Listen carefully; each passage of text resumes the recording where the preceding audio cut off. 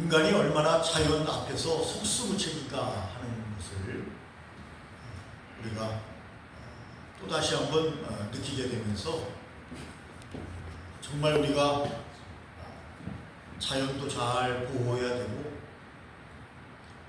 또 더 겸손한 마음으로 우리가 하루하루의 인생을 살아야 되겠다.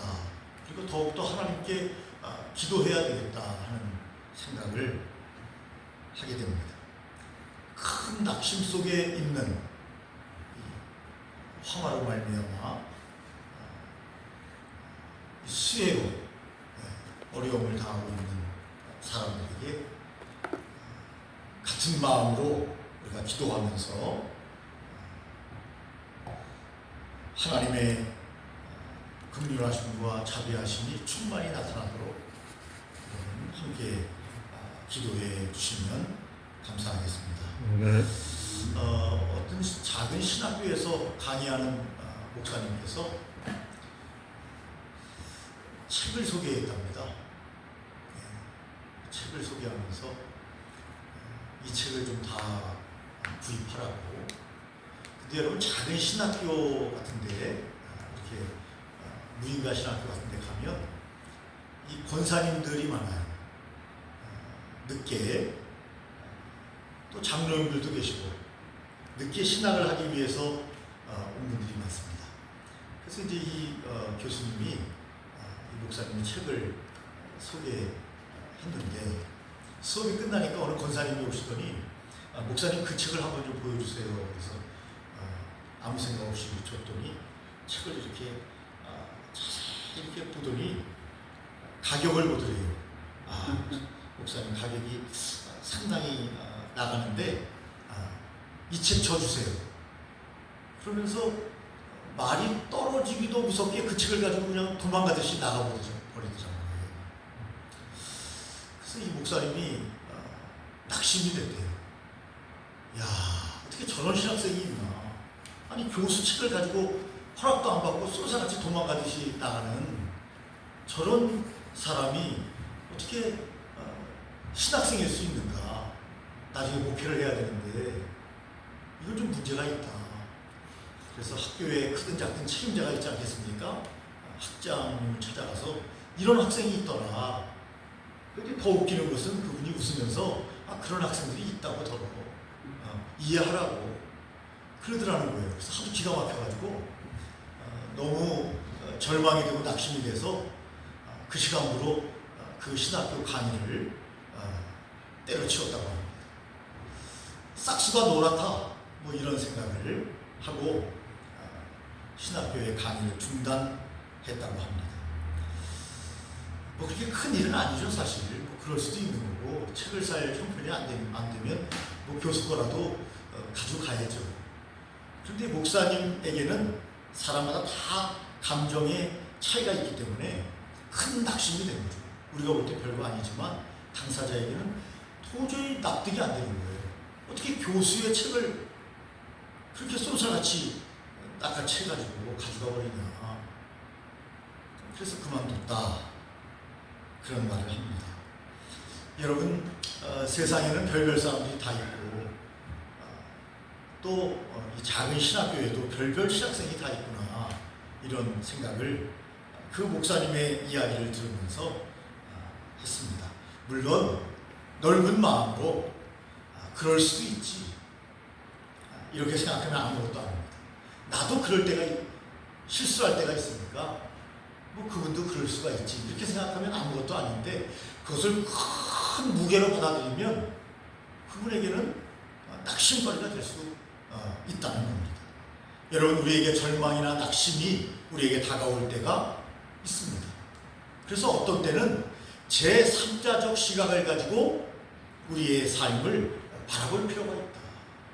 그런 생각도 해보게 됩니다. 여러분, 사람들이 지금도 수혜로 많은 분들이 절망을 하고 있다고 말씀드렸습니다. 성경에는 절망의 원인에 대해서 말씀하고 있는데, 첫째, 너무나 내가 감당하기에 무거운 짐 때문에 사람들은 절망한다고 성경은 말씀하고 있습니다. 여러분, 모세도 절망했습니다. 민수기 1장 11장 11절에 보니까 모세가 하나님께 여호와께 여짜오되 이스라엘 백성들, 출애굽해야 할 이 많은 이스라엘 백성들을 내게 맡기사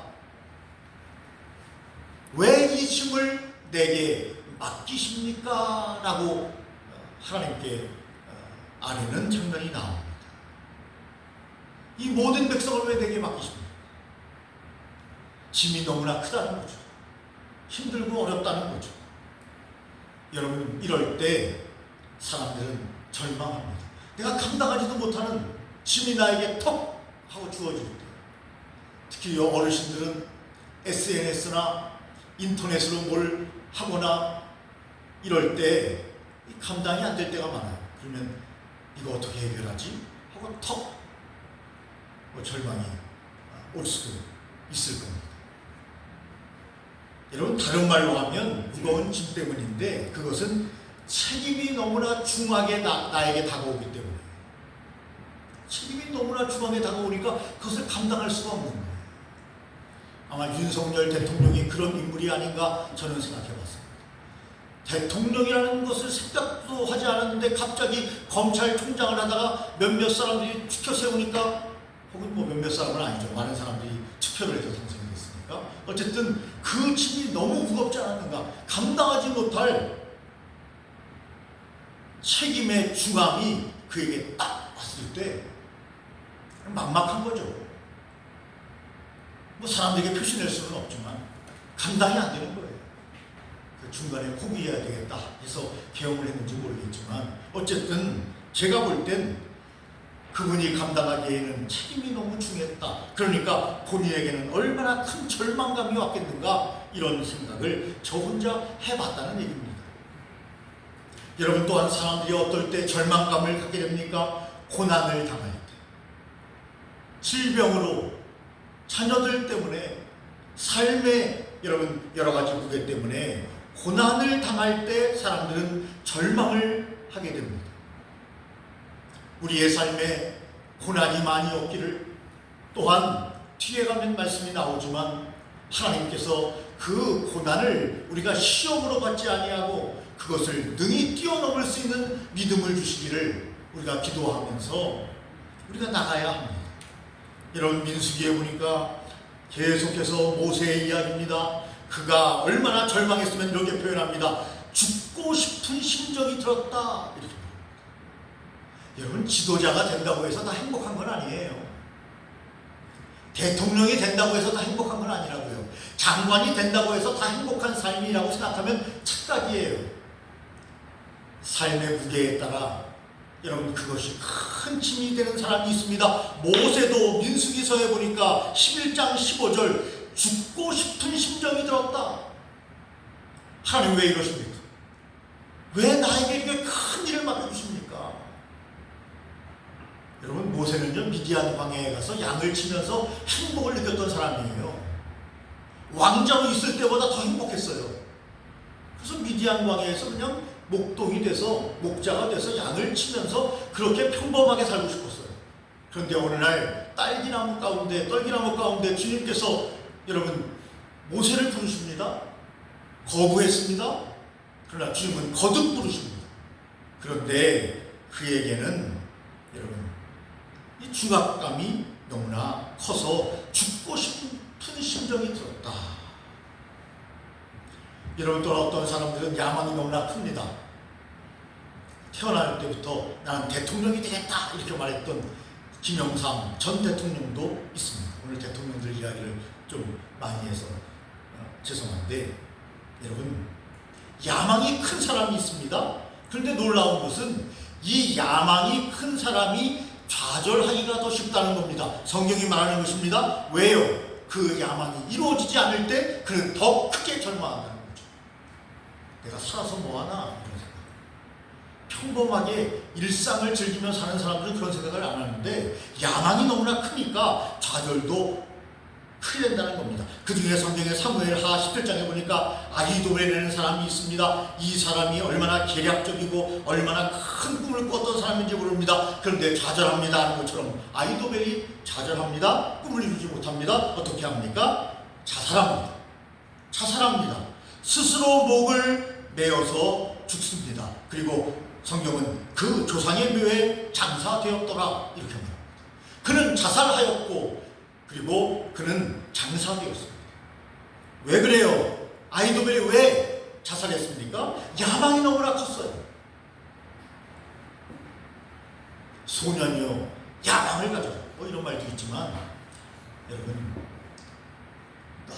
너무 얼떨투하는 이런 야망을 가지면 도리어 절망이 온다고 성경은 아히도벨을 통해서 우리에게 말합니다. 여러분 또한 사람이 절망하는 이유에 대해서 마지막으로 성경이 말하는 것은 우리가 여러분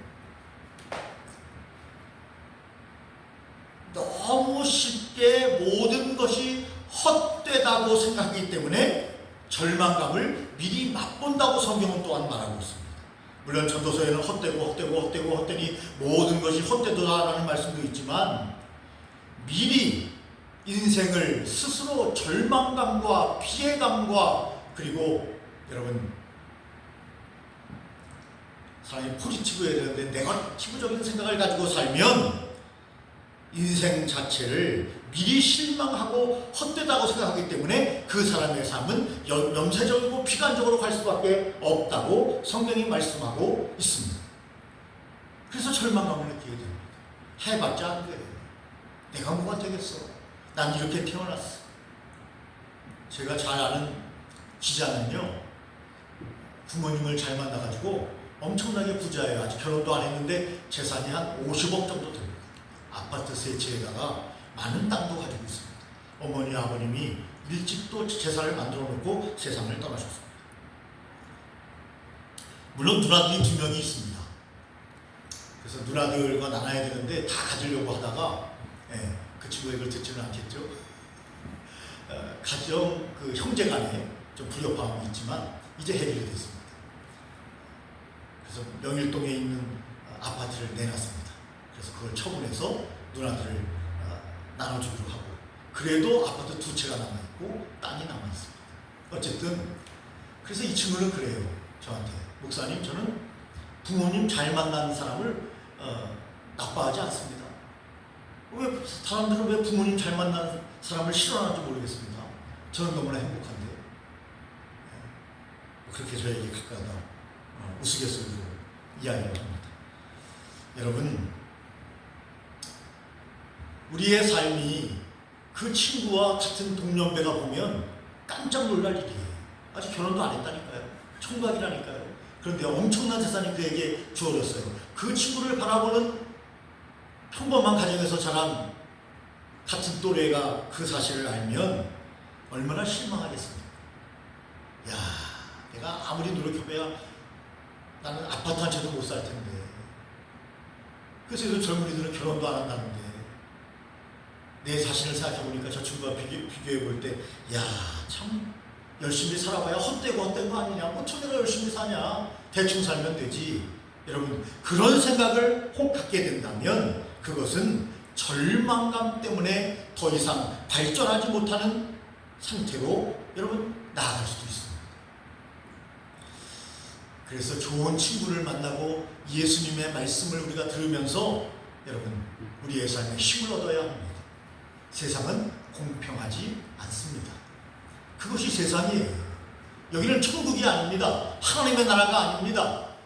우리가 죄를 지어서 쫓겨난 엉겅퀴가 있고 가시덩굴이 있는 땀을 흘려야 식물을 먹을 수 있는 그런 여러분 주님께로부터 내쫓임 받은 곳입니다. 여기는 천국이 아니에요. 그리고 공평하지 않아요. 공평하지 않는 것이 맞는 것입니다. 그래서 우리는 천국을 바라보고 영원한 땅을 바라보며 삽니다. 여러분 남자가 상담을 잘할까요? 여자가 상담을 잘할까요? 물론 남자도 상담을 잘하는 사람이 있을 겁니다. 그러나 제가 볼 때는 남자보다는 여자가 상담을 섬세하게 세심하게 잘할 것이다 라는 그런 기대감을 저는 가지고 있습니다. 한 가지 예를 들어볼까요? 여자들은 전화기를 한번 받으면 1시간, 2시간 뜨끈뜨끈할 때 전화하는 것이 많아요. 남자들보다. 남자들은 만나자 하고 만나면 되는데 여자들은 전화로 하고 나서 얼마나 대단하냐면 이렇게 이야기합니다. 다음에 혹은 지금 만나서 더 얘기할까? 또 이렇게 얘기합니다. 2시간 떠들었는데 또 만나서 얘기를 하재요. 아니면 2시간 동안 상담을 해줬는데 또다시 언제 만날까 약속을 잡아요. 이야, 역시 여자들은 입이 대단하구나, 이런 생각을 할 때가 있습니다. 그 입을 통해서 상담을 할 때가 많죠. 여러분, 저는요, 사람들이 행동이 중요하다고 많이 이야기합니다. 맞는 얘기입니다. 그런데 저는 이렇게 생각합니다. 말도 굉장히 중요해요. 말로 사람을 죽이고 살리는 일이 얼마나 많습니까? 계엄령만 안 내렸으면 지금까지 대통령으로 떵떵거리고 2년 이상 더 할 수 있는데, 말로, 이 말 때문에, 계엄령을 내리는 것 때문에 그는 지금 절망에 빠져 있습니다. 나라도 절망에 빠뜨렸습니다. 많은 사람들의 마음도 상심하게 만들었습니다. 말이 얼마나 중요한데요. 근데 사람들은 말은 중요하지 않대요. 그건 아주 잘못된 것입니다. 여러분, 저는 70% 정도는 말이 중요하다고 생각합니다. 30% 정도는 행동이 중요합니다. 행동 물론 중요합니다. 그러나 말이 더 중요합니다. 말하고 행동하면 더 좋겠죠. 그러나 사람은요, 모두가 다 한계를 가지고 있습니다. 모든 것을 말한 대로 다 할 수는 없어요. 그러나 말은 제대로 해야 된다는 거죠. 말도 제대로 하지 못할 때 사람들은 더 큰 절망감 속에 살아가게 되는 것을 여러분 보게 되어집니다. 여러분, 그러면 우리가 어떻게 이 절망을 이겨야 될까요? 성경은 우리에게 말씀하고 있습니다. 오늘 본문 시편 42편 5절 말씀에는 하나님께 소망을 두면 된다고 말씀하고 있습니다. 절망을 극복하는 첫 번째 성경이 우리가 말하는 방법은 하나님께 소망을 두세요. 사람을 믿지 마세요. 사람을 의지하지 마세요. 사람은 사랑의 대상이지 의지의 대상이거나 우리의 소망의 대상이 아니라고 성경은 우리에게 말씀하고 있습니다. 여러분, 하나님께 소망을 두라. 그가 나타나 우리를 도심으로 말미암아 여전히 내가 찬송하리로다, 이렇게 말씀하고 있습니다. 절망감을 느끼십니까? 하나님께 소망을 두십시오. 하나님의 말씀에 소망을 두십시오. 하나님께서 그 절망을 극복하고 우리가 소망 가운데 살도록 우리의 삶을 인도해 주실 것입니다. 또한 고린도후서 오늘 본문입니다. 4장 8절에 보니까 낙심하지 말라고 말합니다. 낙심하지 말라. 절망이 우리가 오는가? 낙심이 우리에게 오는가? 성경은 그 낙심하지 마, 절망하지 마, 이렇게 말합니다. 그러면서 이렇게 말씀하고 있습니다. 우리가 사막으로 우겨싸움을 당하고 동서남북이 다 우겨싸움을 당하고 답답한 일을 당하여도 낙심하지 마라. 낙심하지 마라. 동서남북이 꽉 막혔어요. 우리가 알잖아요. 하늘을 쳐다보면 하늘이 열려 있다고 하지 않습니까? 동서남북이 꽉 막혀도 하늘을 바라볼 수 있으면 우리에게는 여러분 낙심이 없어요. 절망이 없습니다. 왜냐하면 하나님께서 여전히 우리와 함께 하시기 때문입니다. 하나님께서 여전히 우리를 사랑하시기 때문입니다. 수행장에 있는 분들에게 이런 얘기를 하면 그것이 우리에게 뭐 도움이 돼요? 라고 말할지 모르겠습니다. 그러나 믿음이 있는 사람은 아멘이라고 말할 것입니다. 어차피 지금 수혜로 말미암아 절망에 빠져 있는 이 상태에서 나올 수 있는 방법은 낙심하지 않는 방법밖에 다른 방법이 없습니다. 낙심하면 더 수렁으로 빠져들어갑니다. 절망하면 더 수렁으로 빠져들어갑니다. 거기서 일어날 수 있는 방법은 오늘 말씀처럼 낙심하지 않는 거예요. 절망하지 않는 거예요. 더 좋은 일이 있을 것이다, 소망의 주님이 함께해 주실 것이다 하고 낙심하지 않는 거예요. 그러면 더 좋은 미래가 열린다고 성경은 우리에게 확실하게 말씀하고 있습니다. 여러분, 그래서 고린도전서 10장 3절 말씀, 13절 말씀 보니까 하나님께서는 감당할 시험밖에는 허락지 않는다고 말씀하셨습니다. 감당할 수 있다고 생각하면 되는 거예요. 하나님, 힘들고 어렵습니다. 그러나 감당할 수 있습니다. 길이 보여요. 박 목사님, 길이 보인다니까? 눈을 감으면 길이 안 보여요. 예? 눈을 떠야 길이 보이죠. 예? 여러분, 사랑하는 여러분 감당할 시험밖에는 하나님이 허락하지 않음을 우리가 믿어야 합니다. 고린도전서 10장 13절 감당하지 못할 시험당함을 허락하지 아니하시고, 하나님께서 허락하지 않는다는 거예요. 우리가 큰 어려움을 당했습니까? 감당할 수 있는 믿음이 있기 때문에 하나님께서 내 믿음을 크게 보시고 하나님께서 감당하라고 우리에게 주신 거예요. 그리고 하나님께서는 시험당할 즈음에 또한 피할 길을 내사 너희로 능히 감당하게 하신다, 이렇게 말씀하고 계십니다. 피할 길을 주십니다. 당당히 맞서고 나가면 피할 길이 생겨요.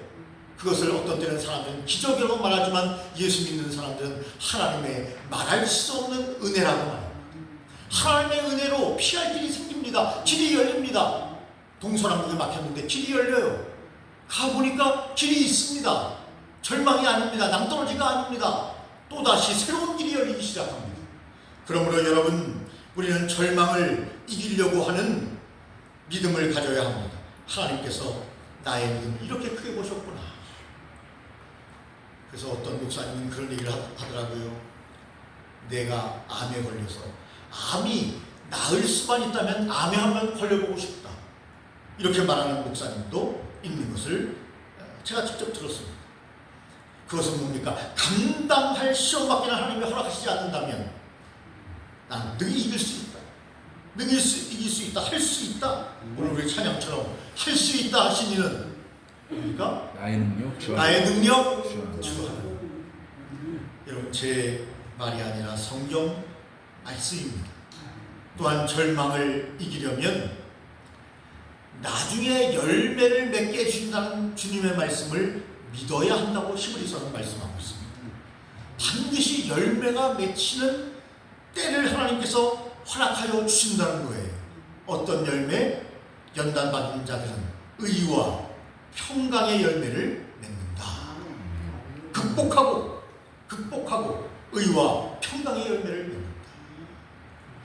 이순신 장군의 전쟁의 그 대사에 보면 어떤 일본 사람이 이순신 장군에게 묻습니다. 이 전쟁은 뭡니까? 국가 간의 싸움입니까?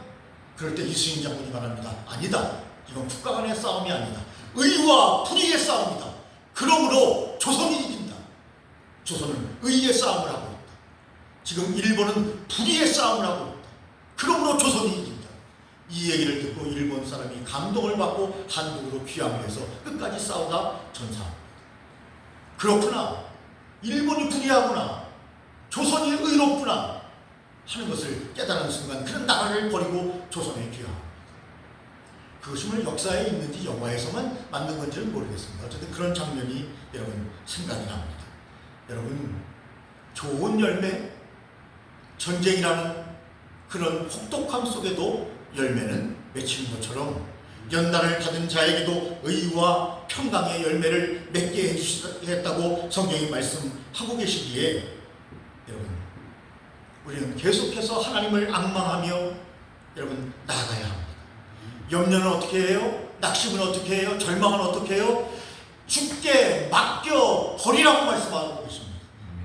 여러분, 베드로전서 5장 7절 말씀 보니까 너희 염려를 다 주께 맡기라. 이는 그가 너희를 돌보심이라. 주님께서 우리를 돌보십니다. 주님께서 천지만물을 창조하신 우리에게 생명을 주신 우리보다 우리를 더 잘하시는 그분께서 염려하지 말고 너희를 돌보시니까 주님께 염려를 다 맡겨라, 이렇게 말씀합니다. 여러분, 우리가 너무 많은 짐을 지고 가는 거 아닙니까? 주님께 맡기십시오. 다시 찾아오지 마십시오. 주님께 맡겨버리십시오. 그래서 주님께서 그것을 우리를 위해서 능히 감당할 수 있는 분이시기 때문에 여러분, 염려를 다 지고 가시지 마시기 바랍니다. 그래서 염려를 주님께 맡기고 우리가 해야 될 것은 하나님을 향하여 앙망하며 나아가는 것입니다. 소년이라도 피곤합니다. 곤비합니다. 장정이라도 넘어집니다. 쓰러집니다. 그런데 여러분, 이사야 10장 31절 말씀에 보니까 오직 여호와를 앙망하는 자는 새 힘을 얻으리니 독수리가 날개치며 올라가는 같을 것이요 다름질하여도 곤비하지 아니하겠고 걸어가도 피곤하지 아니하리로다, 이렇게 말씀하고 계십니다. 여러분, 낙심하지 맙시다. 절망하지 맙시다. 우리에게는 주님이 계십니다. 우리의 아버지가 계십니다. 아버지 하고 부르면 됩니다. 그분께서 우리의 길을 인도하시고 귀하고 아름다운 길을 열매 맺는 삶으로 의의 열매, 평강의 열매의 길로 주님께서 인도해 주실 줄 믿고 힘차게 나아가시는 여러분, 그리고 절망과 낙심한 사람들에게 여러분이 잘 상담하시고 그들에게 주님의 말씀을 증거하는 귀한 삶이 되시기를 예수님의 이름으로 축원합니다. 전능하신 하나님 아버지, 많은 분들이 살기 힘들다고 말합니다. 견디기 어렵다고 말합니다. 그리고 어떤 사람들은 자살을 생각하는 사람이 있을지도 모릅니다. 아이도벨처럼. 전능하신 하나님 아버지, 우리가 말씀으로 들어가 주님의 말씀을 듣고 힘을 얻고 시험을 이기고 앙망하며 염려를 주님께 맡기며 하루하루의 삶을 살아갈 수 있도록 오늘도 주님께서 우리의 목자가 되셔서 쉴만한 물가와 푸른 초장으로 인도하심을 믿게 하여 주시고, 우리의 삶의 현실에 하나님 아버지여, 우리가 답답해하거나 안주하거나 낙심하는 것이 아니라 계속 주님을 향하여 앙망하며 나아가는 우리의 도전적인 귀한 믿음의 삶 될 수 있도록 주님 역사하시고 인도하여 주시옵기를 간절히 빌고 원합니다. 우리의 인생에는 절망이 없습니다. 우리의 인생에는 낙심이 없습니다. 하나님만이 계십니다. 주의 말씀만이 있습니다. 주님, 저희들의 삶을 인도하여 주시고 우리의 자녀들의 삶을 주님께서 보듬어 주시고 상담하여 주시며 기묘자라 모사라 주님의 놀라우신 영광이 우리의 자녀들에게 나타날 수 있도록 인도하셔서 그들도 믿음의 세계에 들어오게 하시고 주님의 나를 발견하게 하시고 영원한 삶을 살아갈 수 있도록 우리의 자녀들에게도 복의 복을 더하여 주시옵기를 주여 간절히 빌고 원합니다. 오늘도 예배드리게 하심을 감사합니다. 말씀 듣게 하심을 감사합니다. 이 시간에도 절망과 낙심 속에 있는 사람들에게 주님께서 찾아가 주시고 위로하여 주시고 상담하여 주셔서 그들의 삶이 다시 아름답게 꽃피며 미래를 향하여 소망 가운데 나갈 수 있도록 성부, 성자, 성령 하나님께서 이 시간도 함께하여 주시옵기를 간절히 빌고 원합니다. 우리도 그들에게 힘이 될 수 있도록 우리의 일상 삶을 통하여 그들에게 아름다운 자선을 베풀며 선을 베풀며 사랑을 베풀며 살아갈 수 있도록 주님 역사하시고 인도하여 주시옵소서.